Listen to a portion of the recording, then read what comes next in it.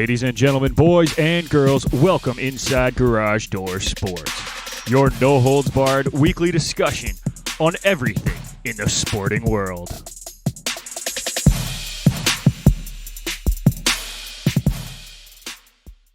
That's right, folks. We are back another week, another episode of Garage Door Sports. Nick McVicker joined through the Garage Door Sports Cup phone by my amazing co-hosts, Kyle Vardy and Irfan Manji. Kyle, how are you doing today, my man? Doing good. Finally played hockey again for the first time in probably a month. So it was it was an interesting experience. It's been a little while in the Skates, so it was kind of an exhausting night, but happy to talk some sports today. So Enough. I'm kind of mad that I didn't get the invite, but I'll let it go. Irfan, how are you doing? Good. I'm back. Hello, everybody. Happy New Year, because I haven't been on since December, but good to be back. Good to see the boys. Talking some fun stuff today, Saturday morning. Yeah, we got a lot to talk about, too. NFL Championship weekend has come and gone. Chiefs lost after everyone thought they were going to win. It's NHL All-Star weekend. Everyone else thought they were going to win, not you and me, Kyle. We agreed that the Bengals probably could win that game. That's not the point of this. Just want to be. You're good. Yes, you're good. Fine. Brady retired and then didn't retire and now officially retired. That was a whole mess. Brian Flores is suing the NFL. All-Star weekend is happening. Chicago's chairman decided to go off the rails in a town hall. It's been a very busy weekend, or week, period. And let's start with our kickoff segment, sponsored by Canada Kicking Academy. Calling all kickers and punters in the Southern Ontario region. If you are looking for year-round professional development with elite competition, you need to train with the Canada Kicking Academy. The Ferraro brothers, Daniel and Gabe, are both University of Guelph alumni, and after illustrious university careers, they want to take your special teams game to the next level. Visit them at CanadaKickingAcademy.com or follow them on Instagram at Canada Kicking Academy for more information. And boys, we are very, very lucky. We are getting joined by one of the hottest soccer writers in Canada right now, and I mean this because he was tweeted by Craig Forrest about his articles. Alexandre Gangué-Ruzic joins the show today. Alex, welcome to the team. Thanks for having me, guys. It's a pleasure to hop on, chat Canadian soccer. Great bit of momentum, really, for the national team right now. The national team is on fire. I'm just pleased to be able to play a part in that, just watching the games, covering the games. And I mean, yeah, with the run of form they're in, it feels like they're going to touch the moon soon enough. So it's going to be a pleasure. I want to get into the soccer conversation, but I do have to ask, as a longtime Canada fan, how cool was it to have people shouting you out like Craig Forrest this last week? I mean, it was pretty surreal. I mean, a guy like Craig Forrest, I didn't really get to watch him play much growing up. I think he just retired kind of when I was a bit too young to really say I've watched him. Obviously, I've seen back the highlights. He was obviously your goalie when Canada won the Gold Cup for the first and only time. So that was obviously pretty cool. But I grew up watching him on Sportsnet back in the day, watching him on the Premier League coverage. So it is pretty cool to see guys like Craig Forrest. I mean, he's a pretty down-to-earth guy. You see him on Twitter there, always just interacting with people. He seems like an awesome guy, and it was quite the moment, because it's one of those guys that you grow up seeing on TV, and then he's just seems like such a humble guy, which is pretty cool. Sure. Let's get into the soccer conversation. Canada has a huge window here. El Salvador, Honduras, USA come away with 9 points. How impressive was this run for them? It was massive. And I mean, I don't think anyone saw it coming. That's the biggest thing. I think heading into this window, you kind of, at the end of the November window, you won 2 games. You're kind of riding a momentum. You go into January, you look 2 tough away games, 1 tough home game. You kind of thought, okay, maybe best case scenario, you get 6 points. You're in great position heading into the last window. then you find out Alphonso Davies is going to be out for the window, then your expectations lower just a tad. You're losing, Canada's losing their best player. How are they going to cope? Okay, maybe a 5-point window, maybe even a 4-point window is more realistic in the eyes of some. And then the news kept on piling up. You lose a guy like Stefan Eustáquio for at least the first game or two. You're starting to look at the roster. You're wondering, okay, there's a tough trip to Honduras. You have to play a full strength U.S. team at home, and then you have to go to, a plucky El Salvador.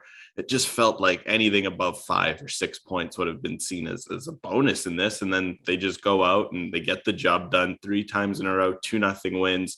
Not just that, it wasn't, the case of them sitting back and just getting lucky in all 3 games, because, it's soccer. Sometimes that can happen. No, Canada went out and in each game, they had a clear, concise game plan. They executed it well. They kind of understood what the other teams would throw at them, the kind of the strengths and weaknesses. They obviously studied the tape on Honduras, the U.S., El Salvador. Obviously, in a round like this, you've played each of those teams once, so you have an idea of what they're going to throw at you. But they took the game film from all of their last games, studied it, analyzed it, and put together 3 concise game plans, and it allowed them to get 9 points. And it was beyond the expectations of anyone that they'd be able to do that.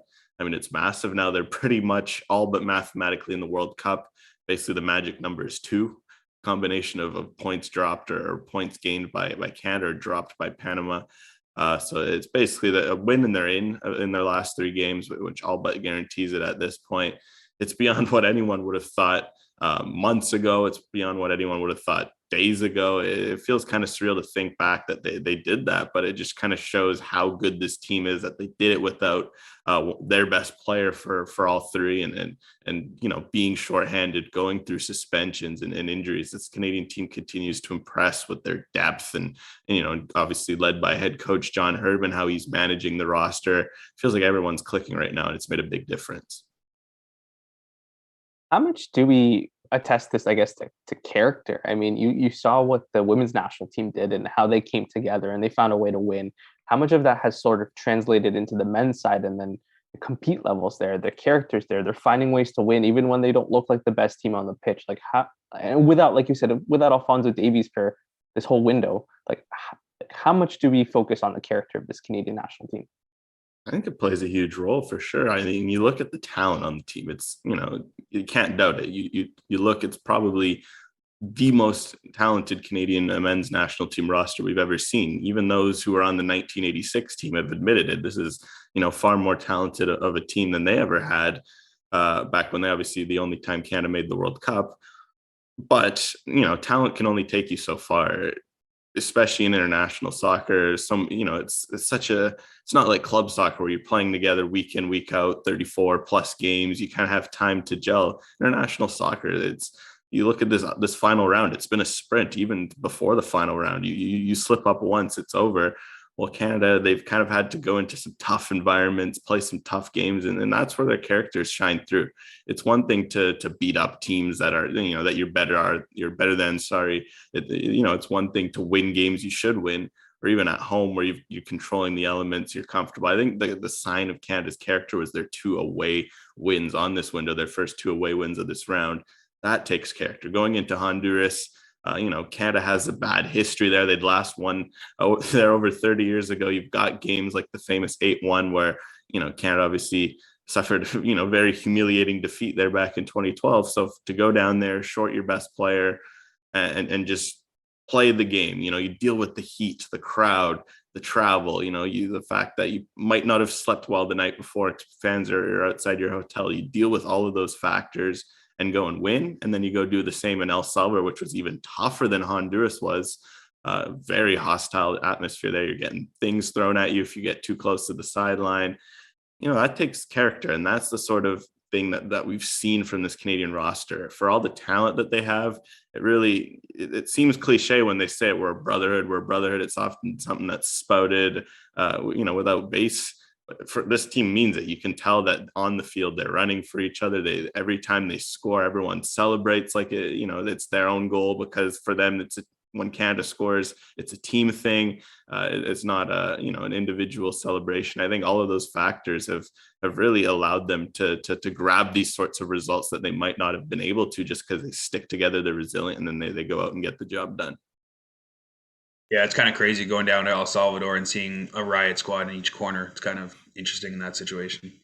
What's been the best part of actually covering this Canada historic run, really, because it's never been seen before? It's a great question. I think for me, I think it's just been seeing the rise over a short time because I've been able to cover the team since 2019. I covered my first game. It was Canada versus French Guiana at BC Place in Vancouver, Nations League qualifier.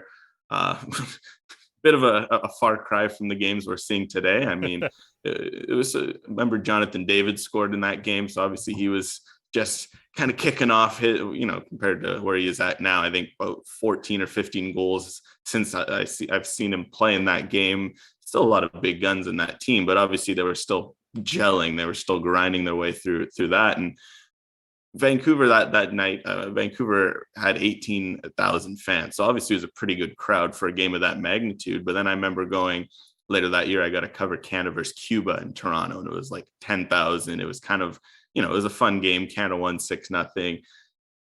People who went had a good time, but no one really knew about it. It was just kind of like, I think even of a month later, they played the U.S. They won 2-0, kind of the game that everyone calls the turning point, the game where Canada start to realize, okay, we're not just an afterthought who beats up on minnows, but every time you play a big team, you lose 1-0 and you say, oh, we did so great, but we didn't ultimately win. That game they won. There's only like 15,000 fans in the stand. It was, again, a great atmosphere, a great time. People weren't really connected in this national team. And what I've noticed over the last year is how the interest has just skyrocketed. People want to watch the games. You see that in the TV numbers. People are showing up to the games. Having been to that game against Panama in Toronto, where it was 27,000, 30,000 people, it was loud. I was shocked at how loud it was just standing. I remember stepping outside for the national anthems, and you can almost hear, you feel your eardrums reverberate. And it's like, that's a feeling you haven't seen watching Canada ever. It was, that's feelings that you get watching other teams play. And then I go to Edmonton and it's 50,000 people. It's loud. And this game was just no exception at the latest home game in Hamilton. It was 12,000 officially. Sorry, it looked more like 16,000 if I'm going to be perfectly honest. There must have slipped some extra people, but it sounded loud. And for me, it's the interest of people going to games, but also you see it online. People on Twitter, on Instagram, they're all watching the games. You have casual fans talking about the games. I'll have my mom text me after the US game saying, oh, I saw that Canada won. It's just that sort of interest. Before, it kind of felt like it was just an echo chamber. You'd be with your friends like, oh, did you see the Canada versus Montserrat game yesterday or something like that? And everyone in your close circle would know, but not now. Everyone knows that it's popular. And for me, that's been the biggest thing to see how Canada's jumped on the mainstream like this. And that's been the most fun part to see. Couple more questions before we let you go here, Alex. I want to talk about a couple of your articles that you've written recently for Destroy and Progress. You mentioned Atiba Hutchinson and how important he's been to the team, and you also talk about Milan Borjan, and that's the one I want to get into. All the little things that Borjan does has made him this superstar in Canadian soccer that no one kind of expected. What has been the biggest thing for him, and how has he become this idol for the Canadian team? Yeah, for sure. I mean, it's a great question. I think he's obviously always been a great goalkeeper. I think he's entering, I think it's his 10th year or 10th or 11th year with Canada. So he's obviously been around. He's seen some of the highs, he's seen some of the lows. He's always been a solid goalkeeper, but what you're really starting to see on this run is his leadership. You can see how he's really stepped up as a leader on the field. Obviously his shot stopping's always been there. I think, in that piece, I go a lot more into the technical parts of his shot stopping. He's always been a really good shot stopper. Maybe not, his handling sometimes can ask the question of it, but in terms of his footwork, his shot stopping, he's always been a lead. He plays for Red Star Belgrade over in Europe. He's played against guys like Liverpool and Mo Salah. He's played against Neymar and PSG. He's played against some of the biggest stars. So it's not as if, he's playing at some obscure level and people don't know about him. People in Europe have heard of him before, but for Canada, he'd always come up big but he hadn't had this big stage to shine on. But now I think we're really seeing that big game mentality has that he's forged playing in some very hostile environments in Europe with, Red Star Belgrade. They have, if you ever get a chance to watch one of their home games in a non-COVID, reality, it is always so loud. They pack the place and you've got flares coming out of nowhere. And you see that sort of big game mentality for Borjan in these hostile environments. He's fearless. He's been there before, and where that comes through is in his leadership.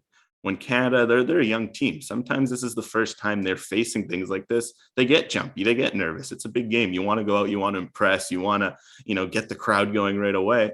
Sometimes it isn't like that. You face some adversity, and that's where Borjan's really been a key piece. When Canada feels, it feels like they're getting a bit jumpy, he'll take the ball, he'll calm everything down, he'll get them together, he'll take a water break, or someone's down injured, he'll get up and tell someone, okay, let's calm it down, let's play our game. And if the game at the end it's 1-0 and Canada's starting to get a little bit too stressed with the ball and they're protecting a lead, he'll be the guy to kick the ball out of play, or do a little thing like he'll fake an injury or something, just or he'll hurt his calf or something like that, and he'll milk it and be like, okay guys, let's take this time to breathe. It's really, yes, there's going to be some added time, I've got this injury, but let's take our time. And it's those little things that he does that really helped the team in these big moments where before they might have gotten too excited by the occasion, or they might have folded and face of pressure. Borjan's kind of always that guy steadying the ship. Okay guys, let's find our game and let's play how we can play, and let's not get overwhelmed because we're a good team and let's play like it.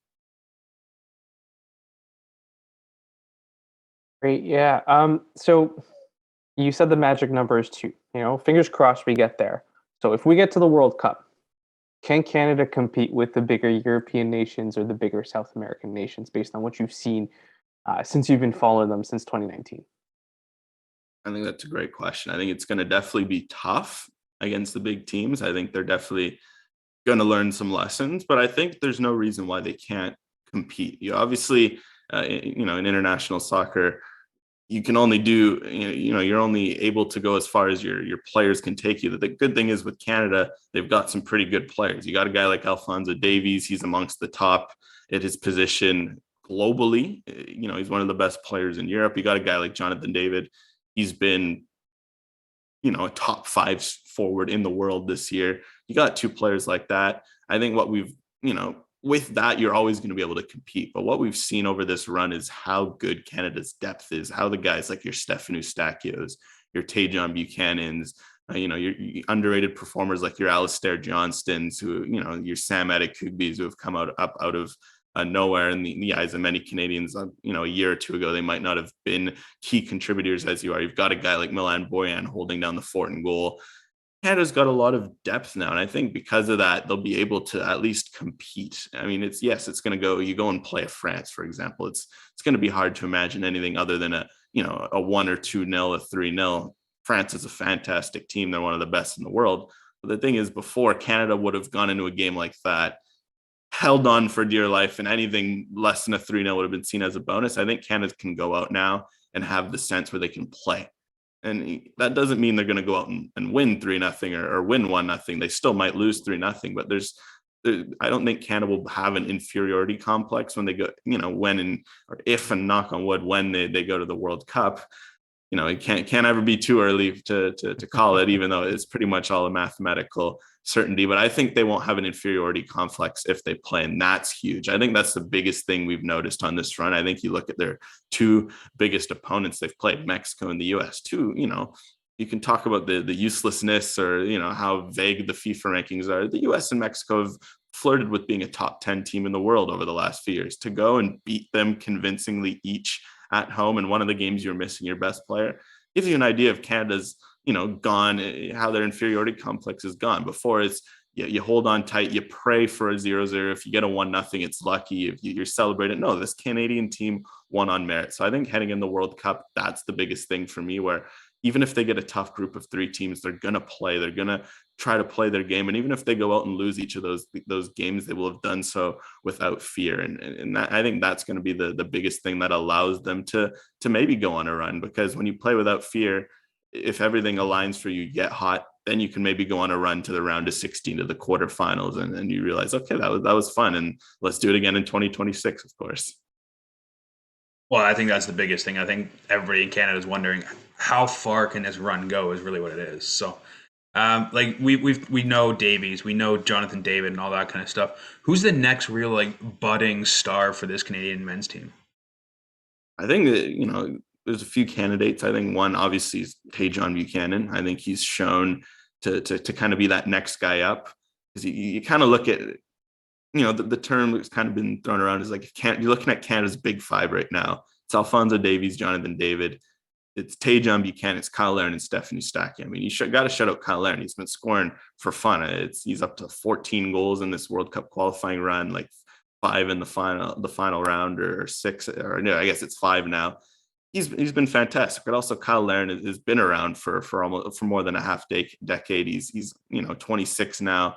He's not exactly next up. This is more his time coming to pass. Stefan Eustachio, he's obviously newer to the program, only been here for a year and a bit since he really has been fully integrated in the program. He's still, he's 25. He's getting his moment in his prime. Ajohn Buchanan, he's just 22. He only made his debut, not just for Canada, he made his debut for Canada back in June of last year. So it hasn't even been a full calendar year, but he made his debut for Canada at any level in March of last year at the Olympic qualifiers. A lot of these guys, they played for Canada at the U20, the U18 level. Like Alphonso Davies and Jonathan David have been playing together since they were U15s. They've been on a come up together, a rise, dating back to the youth programs. Ajohn Buchanan came out of nowhere. He was playing in college. He obviously wasn't on the radar. He goes to New England. He lights everything on fire. Now he's playing for a massive club in Belgium, in Club Bruges. His rise has been so meteoric where it's been wild to see what he's done in 6 months. He's already had his fair share of iconic moments for a guy, only how deep he is into his national career, which is not at all. He's already got that goal against Mexico at the Gold Cup. He's scored some clutch goals for Canada in this final round. He seems to be a big game player, a guy who steps up in the big moments. So he's definitely a guy I'm watching going forward, just because he doesn't have, he's burst onto the scene, and it just feels like he's meant for these big games. He's not, been, scared by it. I look at a guy like Sam Adekugbe as an example, because he's been fantastic on this run.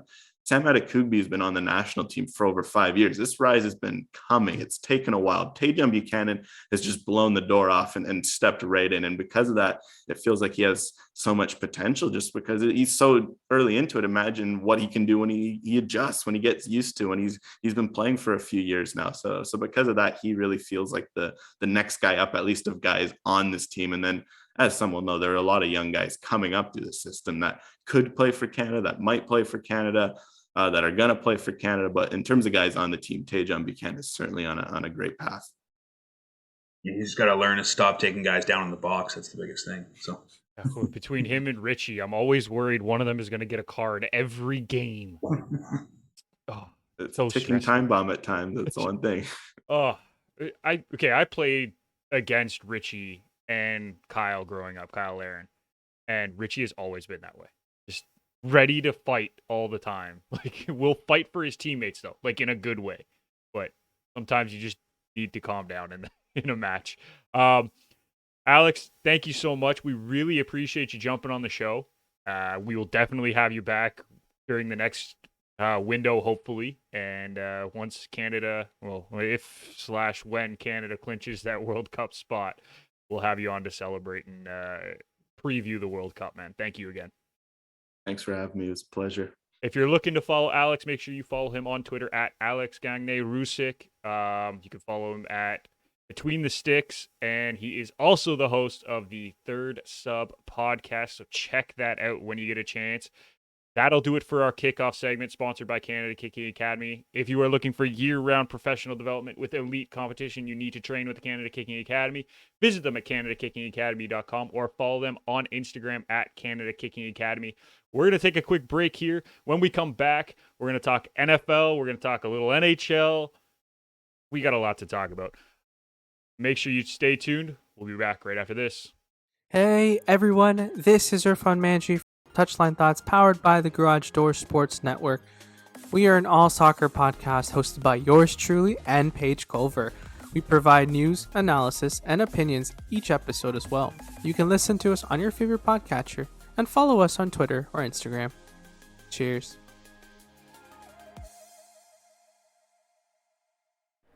Hey guys, it's producer Jake here from Betting House, the Garage Door Sports Network's ultimate degenerate gambling podcast. Catch our episodes weekly on Apple, Spotify, and Google as we bring you banter, laughter, and of course picks for all sorts of games throughout the week. Give us a follow on our socials at Betting House Pod, where you can catch all our bets each week, as well as some bonus content. Remember to always gamble responsibly. Let's get rich. We're back. Nick, Kyle, Irfan back together again. That was an awesome segment with Alex there. Lots of good information. We got a lot to cover, boys, so I'm just going to jump right in. We don't have time to reminisce. Kyle. Well, actually, and Irfan. Tom Brady has officially retired. There was a bit of back and forth. It was interesting there for a while. Schefter and Darlington reported it, and then everybody and their mother decided that that was wrong. They had to correct that. But a couple days later, he officially announced his retirement. By the way, New England fans lost their minds, and it was hilarious on social media watching them freak out over this because apparently he didn't thank them enough in his good. I don't know. I thought that was a little bit ridiculous. What about you guys are Patriots fans? What did you think of that? Kyle, we'll start with you. Well, I mean, he didn't mention them at all. That's the biggest thing. He didn't mention anything about New England in his retirement speech. That on or the his, Twitter one, the Instagram one, he did. No, he didn't mention like them at all with anything.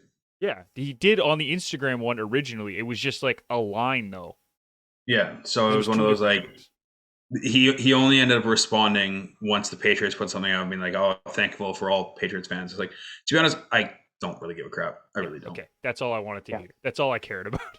For fun, same thing. I didn't care. I mean, he left on a high. I mean, in my opinion, he left on a high. He was whatever with Bill, but I don't think he owes anybody anything. He also did his goodbye to the Patriots 2 years He ago. He did. Like, when he left, he gave a great going away thing. Like, what more do you need? You want him to hold everyone's hand and be like, Mr. Kraft, Mr. Bill Belichick, bye. Like, I don't know.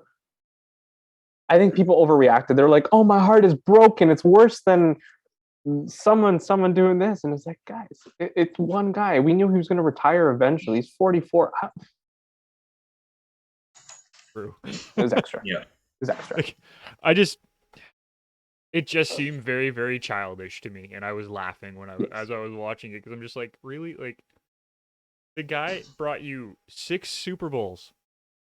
6. What do you want from him? You want him to come there's some stupid Patriots fans out there. I will admit, you two are base. better Patriots fans. You're not too bad about it. But, did they want him to go to everyone's door and shake their hand and say thanks for the years? Like, I think he wanted to they wanted him to touch on the Bucks because obviously he was there for 2 seasons, right? Right. But and then move on and be like, I'm so thankful for everything that happened beforehand, and like as you said, he won 6 Super Bowls with the franchise. You can't just forget that franchise. So it's like I think they wanted them to focus more on the first years of his career rather than the last 2. Right.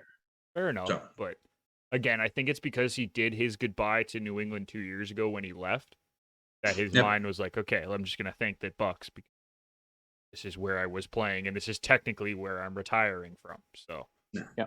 Well, I did you guys see the image? I can't remember who put it out of like the end of an era, the quarterbacks. Oh, all 5?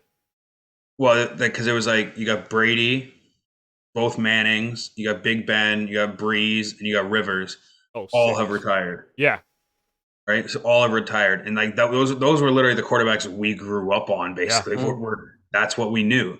And all of a sudden, now all 6 are gone. It's like, holy crap! Like you don't really think about it until you realize, oh my god, like literally all 6 of them are gone. Did you see the other version of that where it had those guys at the top, kind of in like a faded picture, and then below it had the next 6, like the people who? No, I didn't see that part, but I thought I'm sure it was really well done, except for the fact that they put Deshaun Watson under Big Ben. I'm just like, oh. Yeah. Yeah, that was bad. But it was like the other 5 were like comparable people, and I was like, oh, I know we're at the end of that golden generation of quarterbacks because that was an incredible generation. There's no doubting that. We could be in for another one with Patty Mahomes, Josh Allen, Joe Burrow, Justin Herbert. Like, we're talking about some very, very good potential quarterbacks. And that's not even including what Trevor Lawrence might be, because we don't really know after year 1. It doesn't show any of the other guys. Like, even Lamar wasn't included in that, right? And I know he's a running back to you, Kyle, but he does have some ability. Kyler Murray, same thing, right? Another guy who wasn't included in that, but he's got some ability too. Like, there's some great quarterbacks that are very, very young. So we could be in for another great generation of quarterbacks. Let's get back to the Brady conversation, because that was a good sidetrack, but let's focus here. You guys are obviously Patriots fans, so this is going to hit a little bit more for you, but I want to know what your favorite memories of his career were, or favorite memory period.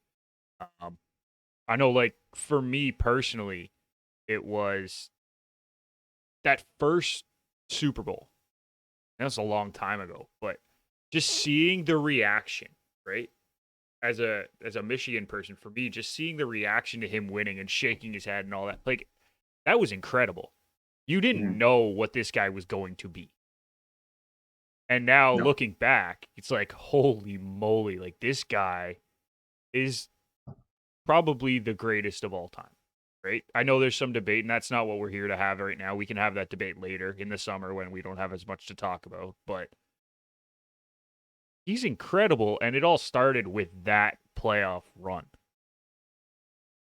Right? Yep. Irfan, let's start with you. What was your favorite Brady memory, man? All 6 championships. No. You guys are gonna laugh at me, but my biggest Brady memory, thanks, was not when they won, but when. Do you guys remember the 2012 Super Bowl where they tried to Hail Mary and the Giants picked it off? Yep. Like, that's my memory. And it's probably the dumbest memory, but like, that's the only thing that right now I could think of and that sticks, was like, why did we do this? We did this. And then the following couple of years, like, he came back and he won 2 or 3 more rings. So like, to me, that was talking about his character when he loses or when the Patriots lost. It was, how do we come back? How do we bounce back? And obviously the Giants, it was dumb, but I remember him as a resilient character that wanted to show everybody up after a rough year, or, we went 16-0 and then lost in the Super Bowl again. And you're like, what are they going to do next? And they come back firing the season after and the season after. So I think, it's a sad memory that we lost, but to me, it shows who he really was as an athlete, as a character, and as a leader of the New England Patriots for the 20 years and then the last 2 years with the Bucs. Fair enough. Kyle? Yeah, I mean, 100%. Like, the thing that haunts me, and it's not so much Brady, still haunts me today, is David Tyree and Mario Manningham have a permanent place in my mind. So, but it's funny. Like, I was thinking about using that as my favorite, like, my memory of it, just because I know how much he had to put those in his mind to come back and beat and win the next couple championships. But I don't remember those because of Brady, because I thought Brady played pretty good in those games. Like, it's not that those don't stick in my mind for him. Those stick in my mind because of the Giants, not because of him. Yeah, no. Like those guys have a place in my mind, and not necessarily with Brady, but more. I think it's more, how much would we be talking about Brady being like the greatest of all time, even more, if those catches don't happen. If those catches don't happen, the Giants don't win either one of those Super Bowls. Right, so it's one of those, like, the Patriots win both those Super Bowls, and all of a sudden we're talking about Brady with 8 championships, leaving the Pats rather than 6 and leaving. Right, he could potentially he would have had 9 potential Super Bowl wins, and I don't think there would be a debate on anybody be even anywhere close. No, I don't. So, to be honest, I don't think there's a debate anymore anyway. But that's. Yeah, no, but there's obviously you can bring up different conversations. You can bring up Drew Brees and his passing completions and his yards and all that kind of stuff. but it's not comparable. But I'm just saying, like, the potential was there. I think the two biggest memories to me were one, that 07 season with Randy Moss Yeah. and everything that went on with that, and how unbelievable that team was. And then the biggest thing I think is the 28-3. I think that truly showed everything you need to know about Brady there. You know, didn't had an okay first half, didn't do great, threw a pick six, all that kind of stuff. But still did not give up on the sidelines. And if you watch like the 30 for 30 and all that kind of stuff, like the recap of how that game was, you see him on the sidelines talking to everybody, saying, "Hey, we're not out of this yet. We still got time. We still got to keep going, and just keep building up that momentum for that team." It was insane. So, I mean, I think that truly cemented his legacy of what he brought to the Patriots and what he was as a quarterback. Yeah, and it's funny that you mentioned that because we have a comment in the Twitch stream from Lynn May saying all you need to say is 28-3. That was the number one you never say he's out of a game. Like he's always involved no matter what the score is, he's always there. And I mean, we saw it this year. They were down 27-3. They came back and almost had a chance to win that game against the Rams. And unfortunately, they couldn't pull it off, the Bucks, but like, he's never out of a game, no matter what the score is, until that final whistle. And there's very few quarterbacks that you can consistently say that for, right? Like, right now, you might be able to say that for Patty Mahomes because of the weapons he has around him, but even that's not a guarantee. Maybe, as we've seen the last couple of weeks, Joe Burrow, but it's still too early to say that. Like, no one consistently played the he's never out of a game card as well as Tom Brady has in our lifetime, at least. Yeah. Right? I'm not going to be able to talk I mean, about anything before. Those Brady versus Mannings back and forth, those were just unreal matchups that I really hope we get to see again. And we might be getting to see it with but it might be a three-headed monster this time in Josh Allen, Mahomes, and Burrow in the AFC. I mean, obviously, I'm not including Herbert because I don't know if the Chargers are ever going to truly take that next step. They're you close, hope they do. though. They're close. They're close, but they're also a team that like didn't even make the playoffs this year. Yeah. So, I mean, they have to make the playoffs in order to even have a chance to make those games. So, I mean, like Burrow and the Cincinnati Bengals show they're a legitimate playoff team, and they're going to be there consistently over the years. The Bills have shown they're going to be a playoff team and should be consistently there. The Chiefs, obviously, we know what they do. They've been to 6 straight AFC Championship games or something like that. I mean, or I don't know what it was, something like that. But it's like one of those. What else is there? And I'm really looking forward to these matchups. And like, I'm not going to compare quarterbacks to quarterbacks. I'm not going to say, "Oh, Joe Burrow's the next great Tom Brady." I'm not doing that because that's unrealistic expectations. Yeah. But as long as we have competitive games and we have back and forth matchups and it's head-to-head matchups that we want to see, I'm looking forward to the future. 100%. 100%. And that's the thing. Like, we could be very lucky in that the transition from that generation to this generation might be very smooth. It hasn't always been that way. Very few teams, very few generations are going to be able to see that. And I think we might be very lucky because looking based off of what we're seeing, we're heading in the right direction for another good generation. Just want to point out, Lynn May added another comment saying his only consistent weapon was Gronk. He made do with it with a patchwork of receivers every year. Next man up, and only Brady as a leader every single time. It's a valid point. He has had some great receivers for snippets. Like, obviously, Randy Moss, great receiver. Yeah. If anyone wants to argue me on that, I will, clock him one. Argue, yeah. I will clock you one. That's not even an argument. How is that an argument? You can't even argue that. Like, I would argue that Wes Welker and Julian Edelman were more important to him than Randy Moss was. Agreed. More important to Brady than Randy Moss? Absolutely. But more talented than Randy Moss? Absolutely not. No. Mike Evans is a talented receiver. Antonio Brown is a talented receiver, but they're pieces, right? They're not. They weren't there consistently enough yet. Well, I mean, not. They just weren't consistent enough on Brady's team. Like Evans has been hurt for the 2 years that he's been playing with Brady, right? In and out of the lineup. Antonio Brown, we saw what happened with him.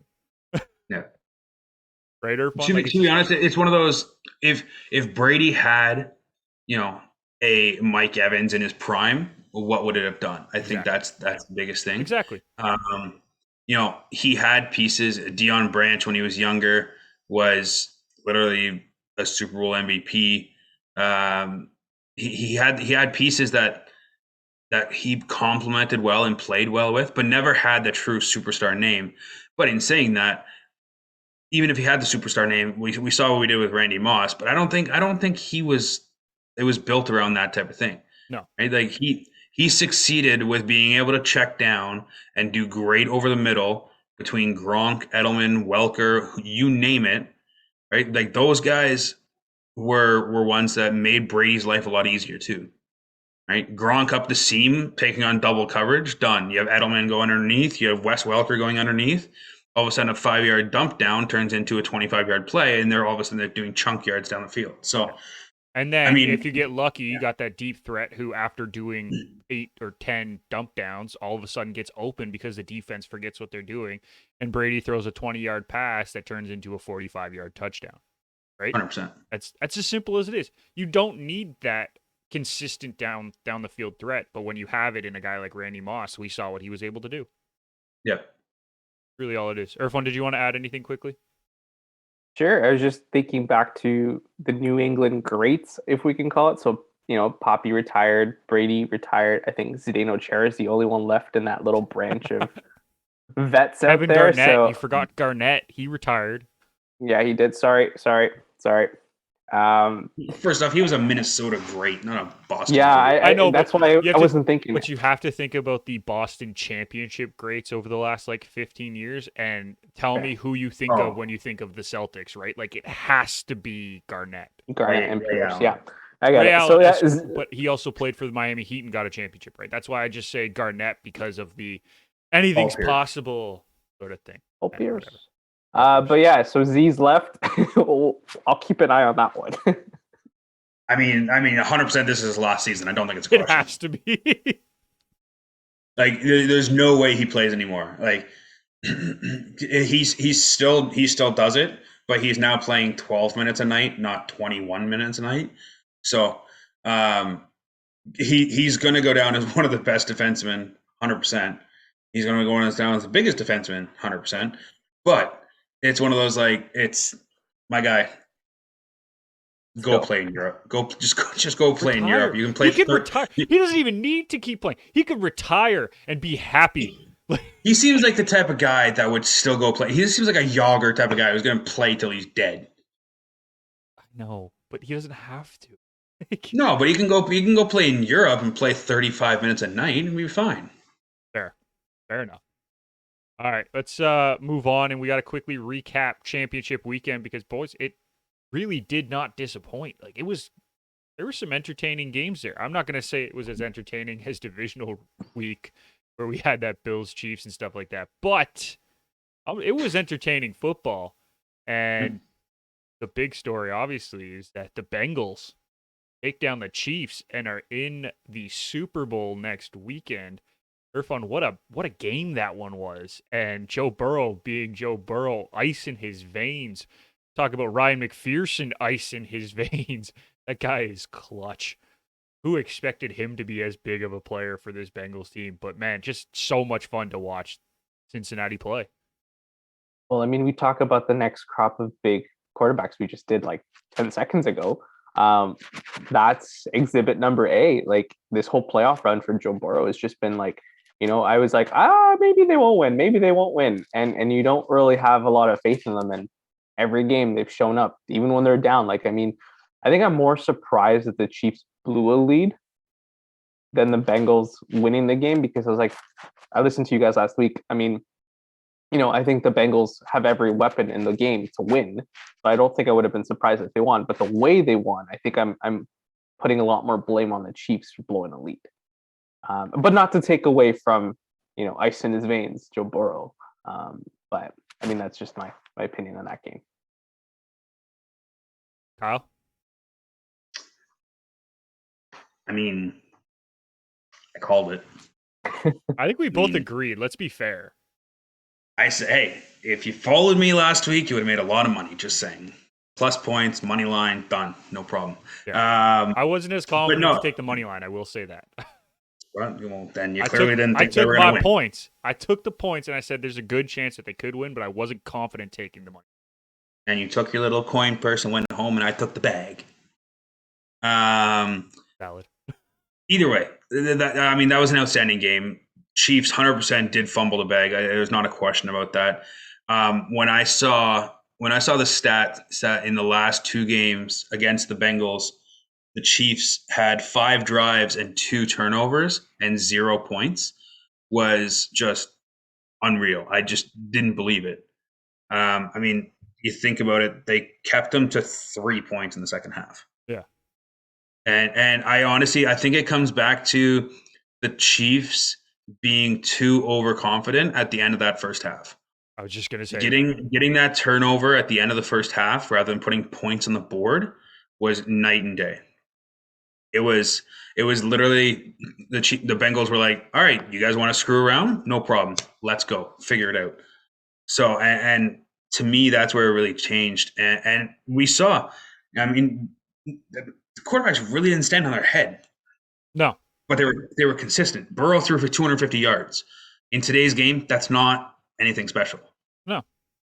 250 yards passing is nothing special. But it was the consistency and, Evan Shooter McPherson coming out of, the draft. And it's just, he's been unreal. I mean, both quarterbacks had a pick. Like, Patty Mahomes only threw for 275. Like, it's not as if it was anything special there. But I mean, there's different aspects of the game that was just playoff football and what you truly want to see. Yeah. So I mean, that was just one of those great games. We were talking about last week that could they top that Bills Chiefs game? No, they didn't top it, but they pretty much gave us a great game and compared to what we could have been in a huge letdown game. So definitely well deserving the Bengals to actually go on and go to the Super Bowl. For sure. And they will be facing the Los Angeles Rams, who took care of business at home, and now they're heading straight back home because they're playing in SoFi Stadium as the away team. Right? Technically? They're the away team. I mean, they'd be the away team either way. There's like 1,400 LA Rams fans. So, yeah, but it's a lot farther of a trip from Cincinnati than San Francisco. They had 2 weeks. They have 2 weeks to drive there. You're fine. Yeah, but think about how many of the tickets were already probably bought by just general fans. Like, that's the one thing about the Super Bowl. Like, it's just kind of a general fan thing. But yeah, they took care of business. They did their thing. And now we're going to see them. Matt Stafford. Guys, Matt Stafford is playing for a Super Bowl. Who would have thought that 2 years ago? I mean, yeah. Maybe it's one Connor of those. would have. No, Connor wouldn't have even thought of that. He's a realistic it's honestly, yeah. Stafford's been great. The Rams have been great. To be honest, I don't know if the Rams won that game or San Fran lost that game. I think that's really what it comes down to. San Fran pretty much could have iced the game with that Jaquiski Tart interception. All of a sudden, he drops it with nobody even near him. And then the Rams go down and score. And all of a sudden it's, they're up 3 points rather than potentially down 6 to 10 points if the Niners go down and score anything there. Yep. So I think all the pressure after that drop, the Rams were like, we got lucky. Let's go down and score some points. And then all the pressure was on the Niners, and the Niners kind of cracked under that pressure. So, very, very interesting game. Very back and forth game too. Niners looked well in possession in the third quarter, up by 10 points going into the fourth, and the Rams came back. They played well, and they were definitely the deserving team to move on. this was one of those like low scoring NFL football games that is still interesting to watch though. It's still, you don't know what's going to happen on any given play basically. So it's one of those a very different play style compared to the Chiefs Bengals game, but very entertaining to watch in the same aspect. So we'll see this, Rams Bengals Super Bowl. We'll see what happens. I think it should be a very good game, but I mean, we've been let down by a Rams Super Bowl before, so who knows? A lot of Well, shots being fired, eh? You guys weren't let down. As a fan, I was As a let down fan. extremely. As a fan, but as a Patriots fan. I could have fallen asleep, woken up in the fourth quarter, and still figured out what happened. Yeah. I'm well aware of that. I watched the game. Yeah. Am I complaining that we won a Super Bowl? No. Yeah. Was it the most boring Super Bowl ever that I've watched? Not even a question. Very different Rams team now. Stafford's under center. Irfan, what did you think of that game quickly? They get another chance at a Super Bowl at the end of the day. That's probably the biggest storyline I'll take out of that game. Low scoring again, but yeah, I mean, Matthew Stafford, I think that's the story. That's the big thing going into it. Struggle with the Lions, like you mentioned earlier, and Connor's seen that, so I'll mention him again. But just, it's interesting. Isn't this the second straight Super Bowl where the home team has made it to the finals, and that's Yes. the first time that's happened ever? I mean, you're the stats guy, and I'm blown away by that stat, which is ridiculous. But yeah, super excited to see a Rams team, see if Sean McVay can win a Super Bowl now, and make it a less boring Super Bowl final. Fair enough. If the Rams don't win it, do we look at McVay as one of those guys who can win the regular season but doesn't do anything else? Bruce Boudreau of the NFL. Like, Yeah. like is he gonna be that coach that can get them there but never gets them over the hump and truly gets them to win it? I could see that because this guy is a brilliant mind, but No question. but sometimes you need more than just the brilliant mind to get to the promised land, and they're just not getting there. If they can't, I mean, this Bengals team also kind of feels like a team of destiny, so it's hard to say that necessarily right now, that if they lose to the Bengals, especially if it's a close game and it's just like Ryan McPherson kicking a field goal to win it all, like that's Evan. It's Evan. Is it Evan? Why did I think Ryan? Yes. I don't know. I apologize. Evan McPherson. Like if he kicks a field goal to win the Super Bowl, isn't that just kind of feel like destiny? Well, and it's one of those. I am all in on the Bengals right now, and obviously as a fellow AFC team, I mean, do I wish my team was there? 100%, but I don't think we're on the same level right now, and I think the Bengals are just they're on a level that's just different. Like it truly is just one of those teams where you're like, let's see how far they can go. Like let's see what they can do. I mean, this Rams team, I think, is just like the complete opposite, where it's, all right, the Rams have been here before. Let's see if they can actually get it done. When the Bengals are like, we haven't been here in a while. let's hope we win. Yay! Let's see what happens. Yeah, we have lots of hope for the future. Yeah, we have a future. Yay! I mean, I'm just really hoping for a great game. It's really what I'm hoping for. And we'll preview that game a little bit more next week, obviously. Like, I don't want to get too much into it. Lynn May in the comments is saying that they've got Bengals over the Rams points total under 25. We'll look at that a little bit closer next week. I kind of want to agree with that, but the Bengals team total is 20.5 right now. I absolutely just murdered it. Like took not over. Even a question. Yeah, 100%. And they also say underrated defense for the Bengals. So like I can kind of see that, and it's gonna be an interesting game. And I think the first, like everyone says, the first quarter is always so important. I think it's actually the beginning of the second quarter that we'll figure out what's going on in the game. Like the first quarter is gonna play out. They're gonna get their first drives.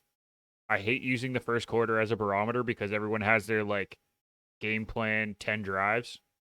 Those are supposed to go the way they're supposed to go. It's after that when you have to kind of plan. That's where it's, and I think that's where we're going to see the difference between these two teams in this game. Whether Sean McVay can scheme something up to stop Burrow or not. Like, that's where it is right now. And if he can't, I think honestly the biggest question mark, and we'll talk about this more next week, but it's Bengals offensive line versus Rams defensive line. That's the biggest question. Yep. So 100%. Quickly, last NFL conversation, and then we'll take another break here, and then quickly talk NHL. Pro Bowl this weekend. Do either of you have any interest in the Pro Bowl anymore? I know when we were kids, we kind of did. Do you have any interest anymore, Irfan? Try not. I forgot about it until you mentioned it at the top of the show. I was like, all right, that's still a thing. And then I also said the NHL skills competition happens to both. Oh, don't jump ahead. I'm just saying, like, that was our conversation this morning. I was just recapping and summarizing for our listeners. Kyle? No interest. Mac Jones in the first season Pro Bowl. Just want to make that statement. Not a big deal. Not a big deal. But no, I couldn't care less about the Pro Bowl. Majority of All-Star games, and I'll say this later on, I don't care about anymore. I will admit, I was working Thursday, and I watched part of this Pro Bowl, like, skills thing that they had. I didn't even know that was a thing. I knew it was because they've been doing it for a few years, and I just remember seeing the videos of the dodgeball because that was, like, the big thing. No, I knew it was the thing. I didn't know it was going on, though. I had no idea it was on Thursday. It just happened to be on one of the TVs, and I'm like, I'll watch it because it's on, and there wasn't a whole lot on Thursday anyway. But, like, they didn't promote it. No one really knew what was going on. Sure, some of it was fun. Like, the skills catching thing was actually pretty entertaining, watching Stephon Diggs jump through a table while trying to catch a football. Trayvon Diggs did a flip and caught a football and won. The DB won the catching competition. Well, I mean, he does catch the ball pretty well. I know, but there was 3 wide receivers and a DB, and the DB won. I found it hilarious how terrible Kirk Cousins looked. Yeah. Jay Jettas was trying to do like the catch, and I tried to do like the 2 balls together catch, and Kirk overthrew him by 10 yards. I remember that. And it's like, dude, just hit him. What? Like, holy crap. It's literally your wide receiver. You should know where he's going. It's true. Like, I like watching that stuff, and that's why we'll get quickly transition into the All-Star weekend. Let's no break, quickly get through the NHL stuff. All-Star skills competition for the NHL was last night, and it was hit and miss. Like, there were some really entertaining things. I thought the breakaway challenge was awesome. That Trevor Zegras goal was ridiculous, by the way. If you haven't seen it, go watch it. Just incredible. But then they had a lot of misses too. Like, no offense, that fountain thing was awful. Like, I get what they were trying to do, but it was awful. Right, Kyle? Yep. I mean, I only watched part of it because obviously I was playing hockey last night, but like, it wasn't good. Like, there was parts of entertainment, sure. Like, to be honest, it's the young kids that really made it good. Yeah. I mean, just the fact that, like, even the fact that, and this is obviously not confirmed, but the fact that Ovi's faking getting COVID to miss the All-Star game so he doesn't get suspended is astounding. It just shows the state of the All-Star game. Yeah. Irfan, the fact that Crosby is happy he didn't get an All-Star so that he can stay home and not do it shows the current state of the All-Star game. Yep. Like, the NHL players just don't care anymore. Because, like, you look the last couple of years, people have literally, they're like, hey, yeah, give me a 1-game suspension so I don't have to play in this game. Like, what does it say about the state of your All-Star games that a player would rather get suspended for a game to not play? Yep.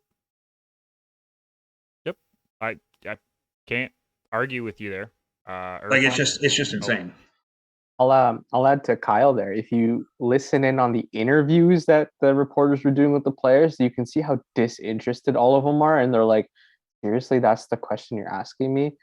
They're like, "So, how do you feel being at the All-Star game?" And I'm sitting there making sarcastic comments, going, "I'm here so I don't get fined. At the end of the day, I'm here so I don't get suspended." Is basically the answer most of these guys should have, because no one looked like they wanted to be there. They're like, "Yeah, it's cool, it's whatever," and like. Just to piggyback on what Kyle was saying, I don't think people were very happy. I think the best part of that was the Zagreus goal, and I liked the blackjack event, the shooting blackjack event. That was really interesting. Nazem Kadri doing well, so always happy when he's doing well, even though he's on the Abs team there. But yeah, like I actually sat and watched this whole one, and I haven't done that since early 2010s. So. Yep. Crazy me, but it's okay. You can tell people didn't want to be there. The fans are like, Yeah. whatever. It's Vegas. It was fine. Like, as I said, there was some hits and there was some misses. They need to just build off. But you know who didn't miss? Sebastian Aho. Sebastian. Oh, very true. He looked good in that competition. He just made that look way too easy. Yeah. Just not fair. Quickly, let's talk about the Rockey Wirtz comments, boys. Chicago Blackhawks chairman Rockey Wirtz went off on a tirade this week, and off of a reporter's question. I'm going to play the comment quickly, guys, and then we'll talk about it. But man, it was something. Mark Lazarus, The Athletic. I guess my question would be for Danny. I know we're looking forward here, but I think we have to look back also. And I think much of what happened to Kyle Beach stemmed from a power imbalance between a coach and a player, and the powerlessness of a player in that situation. So what are the Blackhawks doing? What have the Blackhawks done? What will the Blackhawks do to empower a player in a similar situation to make sure that doesn't happen again? I'm going to answer the question at the end. I think the report speaks for itself. The people that were involved are no longer here. We're not looking back at 2010. We're looking forward. And we're not going to talk about 2010. I know, and I'm not either. And we're not going to talk about what happened. We're moving forward. That is my answer. Now, what's your next question? I can pick up to what we are doing today. And I think no, I don't know. That's none of your business. That's none of your business. What we're going to do today is our business. I don't think it's any of your business. How is it not my business? Because I don't think it's any of your business. You don't work for the company. If someone in the company asks that question, we'll answer it. And I think you should get on to the next subject. We're not going to talk about Kyle Beach. We're not going to talk about anything that happened. Now we're moving on. What more do I have to say? You want to keep asking the same question? Do you hear the same answer? Okay, ask the next question. Okay, good. Yeah. That was interesting. And like you heard the question from Mark Lazarus there, who I thought it was a fair question. He wasn't actually asking about what happened. No. He was asking what they're doing now to avoid having something like what happened with Kyle Beach happen again.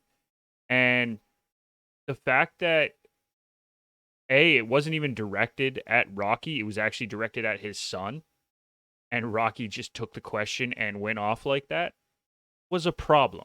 And I know he's apologized. I get that. But what was the whole point of this tirade? From I just didn't understand why he got so offended by a fairly fair question. I think it comes down to the fact that they are still struggling to handle the situation. All eyes of the NHL in the world of sports is on them, and I think that it's kind of catching up, and they're getting a little bottlenecked with it. And they found a victim. They needed someone to ask a question on a particular day, and he was waiting to say all those things. And I think that's what happened was they're in that spotlight, and a lot of like Wayne Gretzky's quote, like I'm looking at this now, he's like, as a parent, you're sitting here going, my son is 18 years old. He's going to be drafted by that team. I want to know my son is going to be protected. Like a lot of people are questioning the protection, the level of care, the level of understanding, the level of, bringing things into 2022 and being accountable, being held accountable, being transparent. Basically just repeating everything on my ethics paper here. But in reality, like you want people to see that transparency and that accountability and being able to explain a situation that went wrong and how are you improving on it. This sort of tirade just shows me that, yeah, you didn't agree with it. You don't care about the victim. And you're trying to find your own narrative through this whole mess of whatever's happening, and a little unfair. And much love to Kyle Beach and John Doe who have gone through this. So, sending them Third that John love. Doe But now. do we know who it is? There's a third John Doe now. Oh, there's a third John Doe. Yeah. Like I'm, I see this and I've put a big question mark on the Chicago Blackhawks organization in general, even the players in that organization that were there. I go, great players.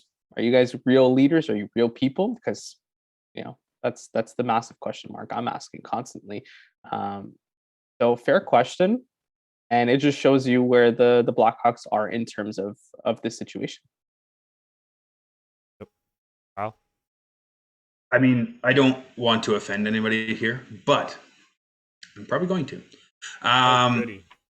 It's an old man tirade. It's what it is. It's the old guard not truly wanting to adapt to today's society. As Irfan said, you have to be transparent. And to be honest, it seemed like watching that video, it seemed like his son was ready to answer the question and give them the answers on what they're truly doing to get past this and move forward and get better.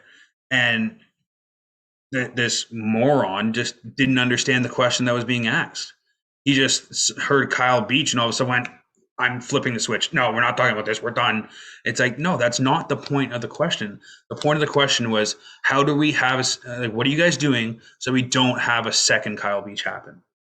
How do we move forward, and what is the organization doing? Because the organization's reputation of being a great winning championship team is stained.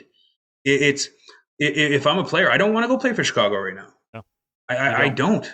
And to be honest, I had high regard for Jonathan Toews before, and now that's stained too. I don't view him as a great leader anymore. If there was a Team Canada, I wouldn't have Jonathan Toews anywhere near the team. And it's one of those. It's unfortunate, but that's just the reality that if you stay quiet about this stuff, there's repercussions. And I get that. Well, I just want to be a professional, do my thing. You can't do that in today's game anymore. If there's something that goes on, you have to stand up. You have to say something. And it's the harsh reality that these players just haven't adapted to it, and the whole organization hasn't adapted to it too. And it's one of those. It's sad to see this senile old man. I could have said very different words, but senile old man just essentially going on a rant when his son, who's the CEO, was literally ready to answer the question, and he has no problem answering the questions. And an organization shouldn't have a problem with answering questions like this.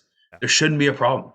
It should be an open, hey, these are the steps we're taking. Obviously, you don't have to go into extreme detail of exactly everything you're doing, but say we're putting programs in place to have this. We're vetting our coaches or whatever you're doing, and little things like that ease people's minds. And all of a sudden, if you ease people's minds, some of the heat comes off that organization. Yep. If you're willing to move forward and willing to work with people, funny how people are like, okay, no problem. They're willing to work things. They're going in the right direction. This just further screwed the Chicago Blackhawks. It's even worse now, to be honest, because now even if they say they're going to do something, nobody's going to believe what they say. Yeah. Nobody's going to believe they're truly taking that next step, because you got this old man who just wants to avoid the whole question altogether. And it's sad. I do have something to add to that. It got me thinking, and I made a note at work, so I wanted to say it. There's something in applied social sciences called from perspective. Sorry, guys. Where if you give someone fair process, even if they don't end up winning that process, at least they know the rules associated with it and how they're getting to it. So if they're treated fairly, they'll accept any outcome, even if it's not in their favor. Right. So I think that's what people were asking for in the end, was give us some fairness and some accountability for it. And even if we don't get that outcome, it's like, okay, maybe that's not the deepest outcome, that's probably not what you can expect. But at least if you said to them, we're putting training through, we're going through a due process, we're working with alliance groups to do X, Y, and Z, I think people would have been like, actually, that's a good step. It's not what we want to see right away, because you can't, flip a switch or snap your fingers and have something happen. Yeah. You're little increments of things. And Kyle, I support you on that little tirade of it's taking that first step, and they haven't taken the first step yet. That's the biggest thing. Yeah. They've come out and apologized and whatever. That's not the first step. No. The first step is making sure that it doesn't happen again. That's the first step. So what are the processes you're putting in place to not have that happen again? Yeah. You know what's crazy to me though? Like listening back to that again, like I've listened to that way too many times, that little tirade there.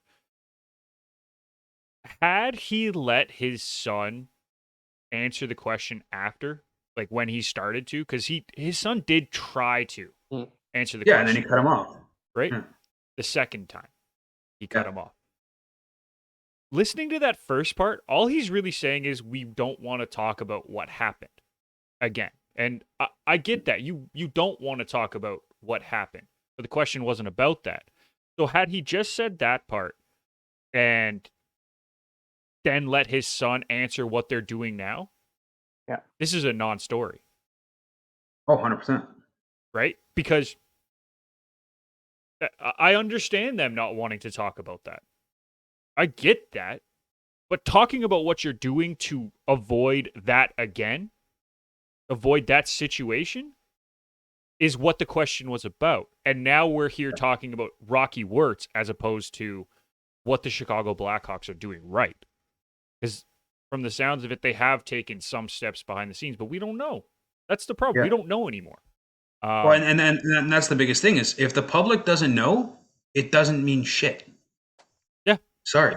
And where do they go from here? If the public doesn't know and they don't know that you're truly making an effort, and you have your moron chairman all of a sudden come out and just say, we're not talking about this anymore. It's in the past. We're not talking about 2010 anymore. Well, no shit. I'm going to fucking talk about 2010 now. Sorry. Yeah. It's reverse. Like you don't want to talk about it. Well, now I want to know why you don't want to talk about it more. So I'm going to go back into it. I'm going to dig deeper. It's just, it's one of those things. It's quite literally, it's like when you tell somebody, no, you can't have one. I want one. I don't care if I don't care if you say I can't have one. I want one. Yeah. It's one of those, it's just one of those things. It's literally like a kid with candy. It's like, that's what the public is. Yeah. And as Irfan said, like if you gave them something, hey, we're working with programs, we're working with these, these people, they've been great in the past, or they've worked for other associations or whatever. We're truly trying to become a new Chicago Blackhawks franchise.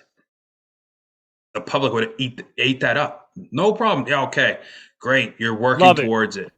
And then, maybe 6 months down the line, do they want more? Sure. You give them something else. It's literally a kid with candy. You just give them one piece. Okay, we're good. Give them another piece. Okay, we're good. Yeah. And it's not as if that just covers things up. Yes, they have to truly make change. But if you want positive public reaction, you have to give the public something. You can't shut it down and be like, no, we're not talking about it. That's the worst thing you can do. Yep. And Lin May wants to step in and say the first step is getting the old guard out of power, and then the next generation needs to step up. And it's 100% true. It's the steps that need to be taken. All right, boys, let's wrap this week up. Tire fires of the week. Irfan, you haven't done a tire fire yet, have you, since we brought it back? No. So guess who's starting? I'm only here so I don't get fined. I can't. Give me a quick second. I'm gonna think of one. Okay, Kyle, go. My tire fire. I mean, I could go multiple different ways. I could go with how bad Manchester United's playing right now. I could do that. I could also go potentially into Arsenal, all of a sudden just trying to get rid of everybody and not truly fight for a fourth spot. I'm gonna go with Man U. I gotta Of do course that. you I'm are. sorry. I'm sorry. Like, yes, was that goal controversial? 100%.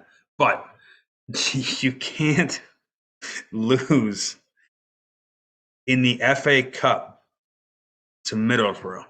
At home. Sure you At can. home. They just showed that you can. It's possible. Yeah. Like the fact that Man U's in fourth right now, and I don't think they're going to stay in fourth very long. Sorry to say that. Sorry to burst you guys' bubbles. I don't think it's going to happen. Nope. It's astounding. It's one of those. This is a talented team. No, but it's a talented team. Yes, They but it's not should- astounding. Well, it's just one of those like it's.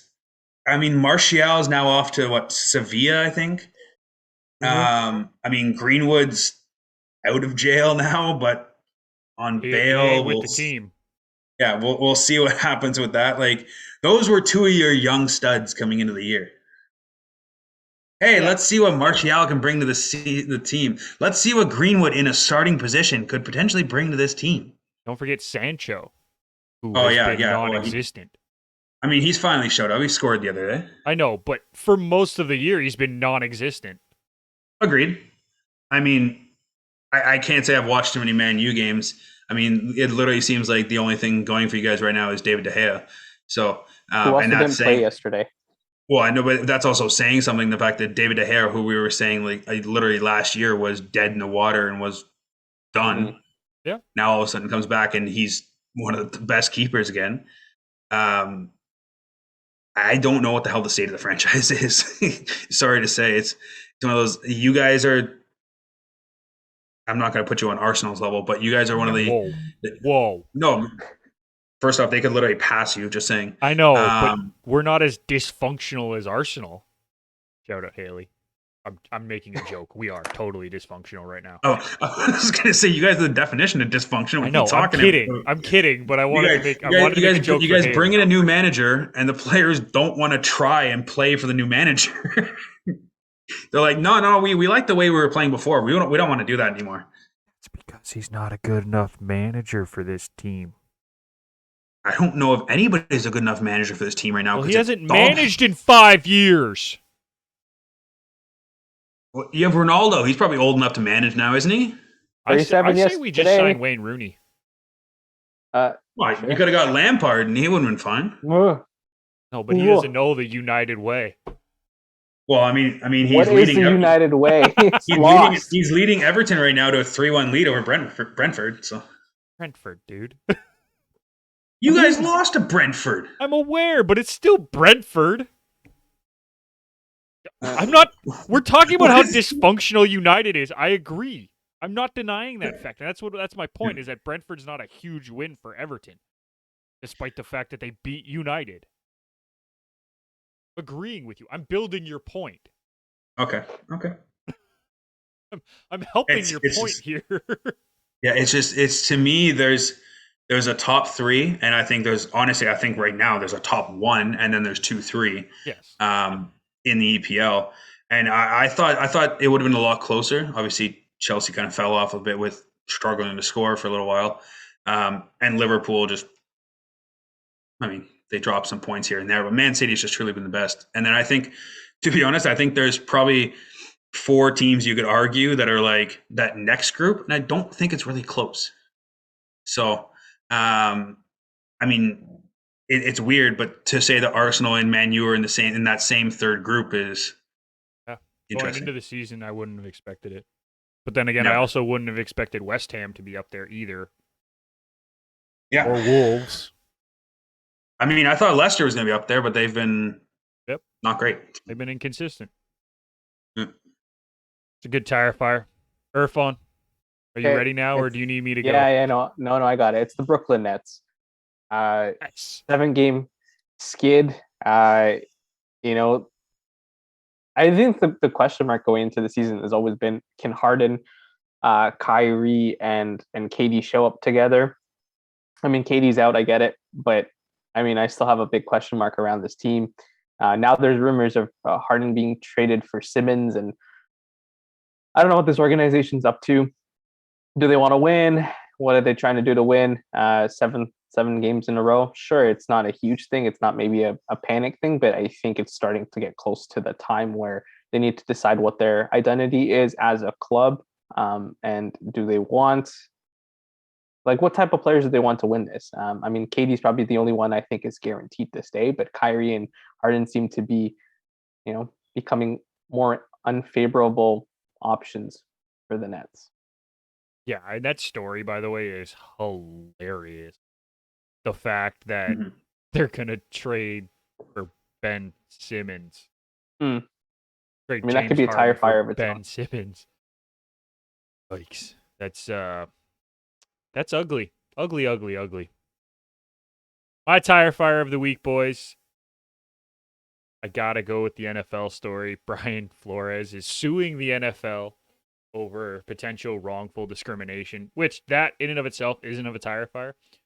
The tire fire is how it came about, because it is based off of the fact that Bill Belichick sent him a congratulations text on getting the job with the Giants before he interviewed, thinking that he was talking to Brian Dable.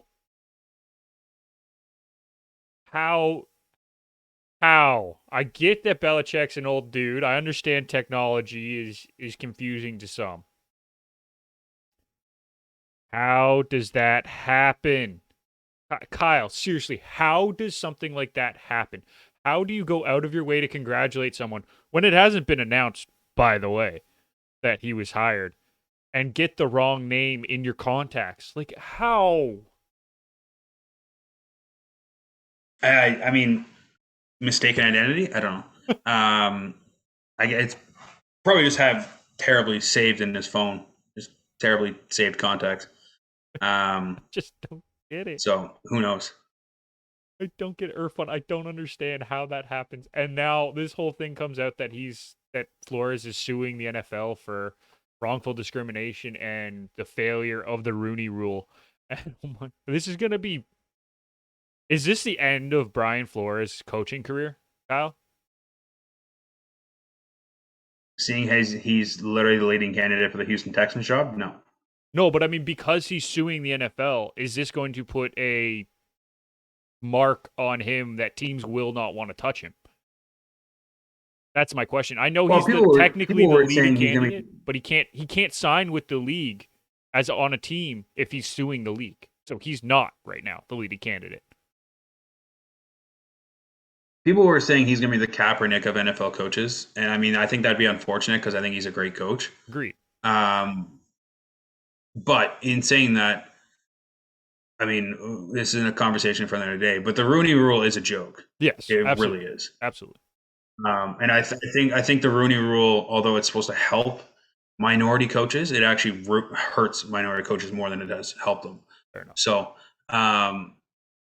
because I think there's a lot more pity interviews, not to say that word, but pity interviews where it's, they already had Dabble as their coach, but we still got Flores on the books because we need to interview a minority coach on Thursday, even though we've already given the job away.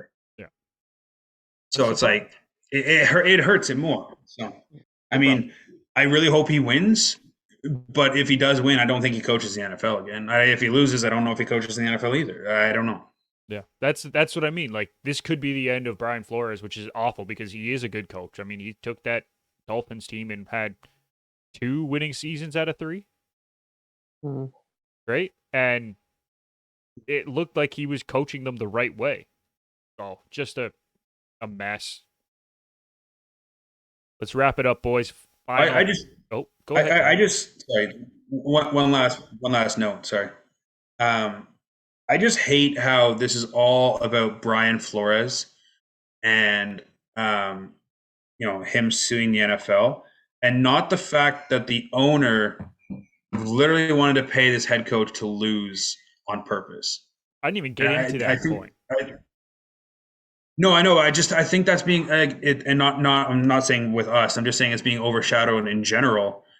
That we're not talking about that, and we're just letting that slide. Yeah, like it's just it's sad because Flores is trying to make a point and all of a sudden now it's being slid under the bus that this owner was willing to pay a head coach to lose games on purpose. Yeah, it came out at the wrong time. That was the problem, right? Like that information came out after the fact that he was suing, and let's be honest, the suing the NFL is the bigger story, unfortunately.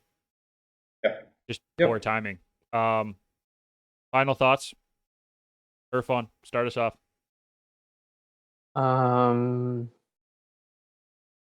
We hit 50 for touchline thoughts this week, so that was nice. Yay. I think that would be my final thoughts. And good to see you guys on a Saturday morning. Always good. Kyle?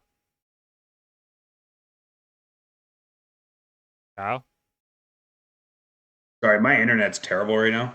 Just like all of a sudden you just stop talking. I was like, I'm hearing like 3 words at a time. So, I know. Final thoughts. To me, I'm waiting for next week for Super Bowl. Definitely, that's my bread and butter. Don't know if I'll actually watch the All-Star game this weekend. We'll see. Not overly interested in it, but we'll see what goes on with that. And we'll see. Not a whole lot of final thoughts. No, that's fine. My final thought: Olympics have started. Team Canada's women's team looks incredible in the hockey. Like, just stupid good. They dummied Finland last night. Also, congratulations, Irfan and Paige at Touchline Thoughts. 50 episodes is incredible. If you didn't listen to their 50th episode, I highly recommend it. A lot of fun going on there. Always fun listening to you guys. Also, I'm so happy we're all back together. I missed having the 3 voices on this show. As much fun as it's been just me and Kyle, don't get me wrong. It's nice to have all 3 of us here, and it's good to have you back, Irfan. Good to be back. And that'll do it. So if you are looking to follow us on Twitter and Instagram, respectively, it's at Nick McVicker, at Kyle Vardy, and at Irfan Manji on both. If you're looking to follow this show, it's at Garage Door Sport on Twitter, at Garage Door Sports on Instagram, because Twitter has a character cap, and I need to get that changed because it's really bugging me. Make sure you check out all our other episodes wherever you get your favorite podcasts, and make sure you check us out on YouTube and Twitch as well for more content. We will be back next week to obviously preview the Super Bowl and whatever else happens in the sporting world. Until then, thank you for listening, and we will see you next time.